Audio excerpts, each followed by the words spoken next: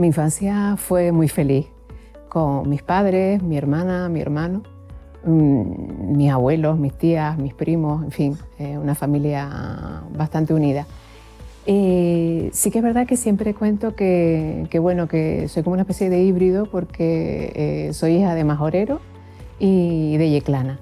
Mis padres, bueno, pues se conocieron y cada uno tenía una procedencia completamente distinta. Entonces, yo sí que veía que había diferencias, ¿no? Y vivía, pues, como digo yo, entre la pella de gofio y la paella.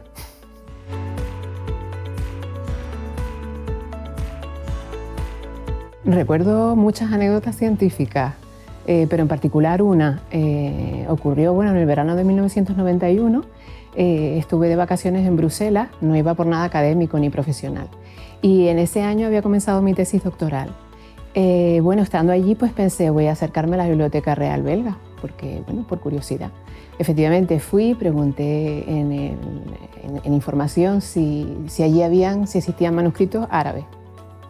Y bueno, pues me respondió el señor que me atendió, me respondió que si quería yo conocer al profesor que había realizado ese catálogo de manuscritos árabes.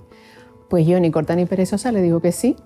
Yo hablaba con él, claro, en inglés, porque no tenía ni idea de francés en aquel momento y mucho menos de flamenco. Y nada, pues me llevó a conocer al profesor Hossam El-Kadhem. Y bueno, pues fue un antes y un después. Conocí a Hossam El-Kadhem, que ha sido mi mentor en toda mi carrera académica, la persona que más me ha enseñado, la persona que ha estado más presente en todo el desarrollo profesional y sobre todo en mi desarrollo intelectual a lo largo de todos estos años.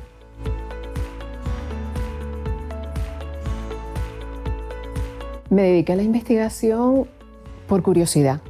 Soy una persona muy curiosa, me encanta observar, comprender y todo me resulta de interés. Así que creo que en primer lugar por curiosidad. Pero sí que es cierto que también fue por influencia de personas, claro.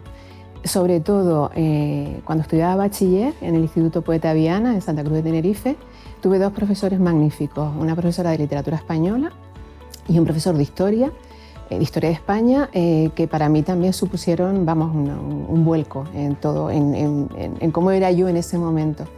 Y bueno, sí que es verdad que me fascinaba mucho todo lo que fuera árabe.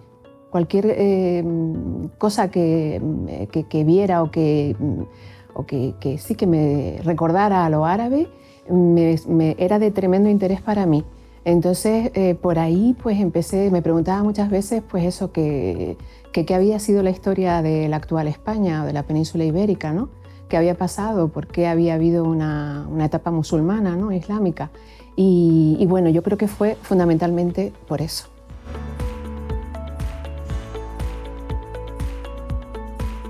Mis principales líneas de investigación son dos.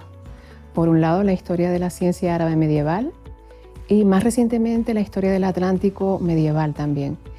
En la primera, en la historia de la ciencia árabe medieval, me dedico a editar textos árabes, traducirlos, estudiarlos, porque me interesa sobre todo acercarme a eventos de discontinuidad científica, es decir, momentos en los que aparentemente el paradigma cambia. Hay un cambio de paradigma científico por algún motivo, el uso de un instrumento, un cálculo matemático, etc.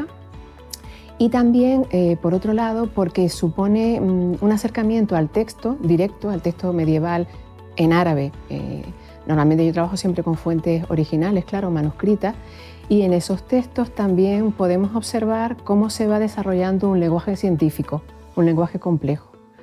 Y por otro lado, la segunda línea de investigación, la de historia del Atlántico, me ha interesado porque soy canaria, porque estoy aquí, porque me interesa también muchísimo estudiar, o me viene interesando mucho estudiar, cómo nos percibían desde la civilización árabe islámica medieval, que era la más desarrollada en aquel momento, donde se preservaba el conocimiento científico en la Edad Media, y cómo nos percibían nosotros desde este lado, en esta parte del mundo, que para ellos era un límite, era un fin del mundo, ¿no? Pero me ha interesado muchísimo acercarme a ese tipo de texto.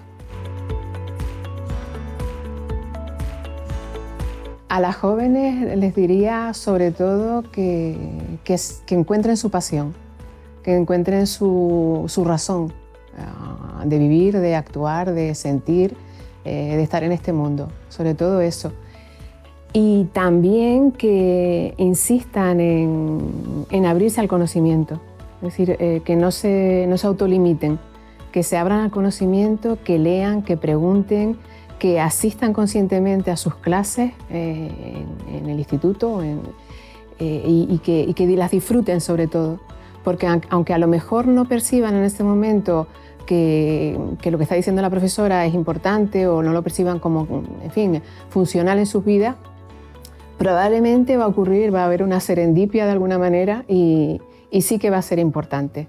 Es muy importante escuchar, es muy importante leer y, por supuesto, es importantísimo hablar.